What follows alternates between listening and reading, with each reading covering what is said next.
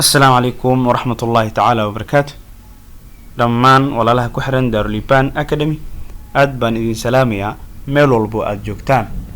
عشركو وحنقون دونا نيو ووديس إريا عصب فضلا هدي أي تاي مركاقي كوه الرئيسي أو أتصوب وقتو جانالكا هكا إلابين إنا سبسكرايب سارتو سيدو كالنا لايكتو إنو مهم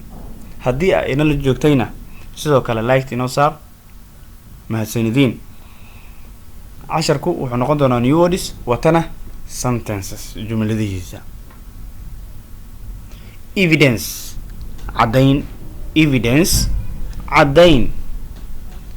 have you any evidence for that case wax cadayna uma haysaa kiiskaasi ama arrintaasi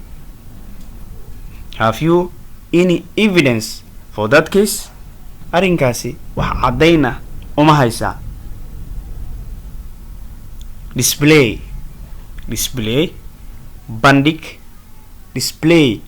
bandhig what will you like to display this afternoon maxaa jeclaan lahayd in aad galabta soo bandhigto what will you like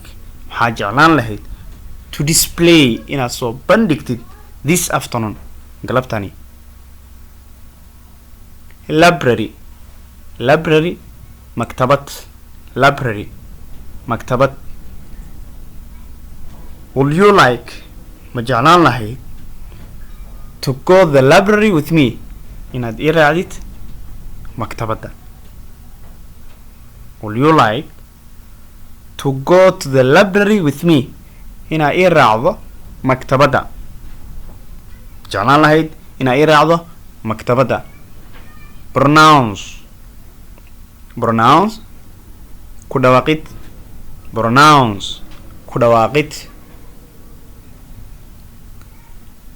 did I pronounce correctly si sax ah miyaan ugu dhawaaqay did I pronounce correctly si sax ah miyaan ugu dhawaaqay graduate qalanjabin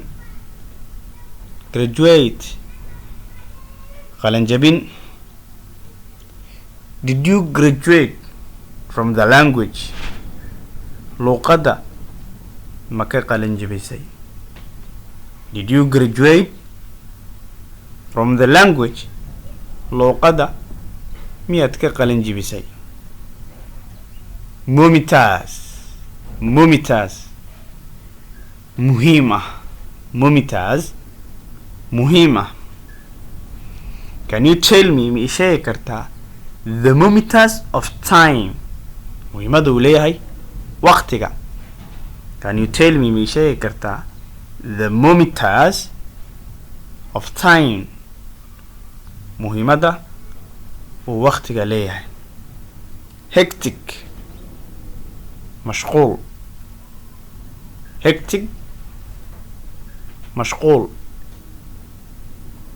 ama wax ka kan ama adag no one ruuxna voluntary to do the work qofna shaqada si iskaa uma qaban karo it was too hectic waxay ahayd mid adag no one voluntary to do the work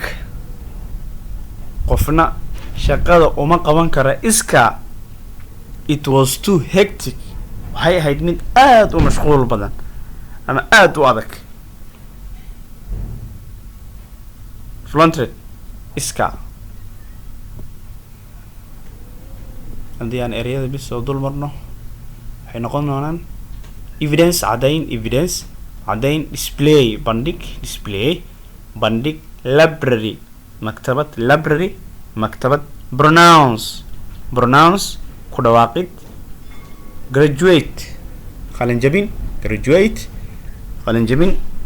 mumitas muhiim hectic mashquul waa mahadsantihiin akhyaarta dhammaan السلام عليكم ورحمة الله تعالى وبركاته. kulan dambe oo xiiso badan insha allah.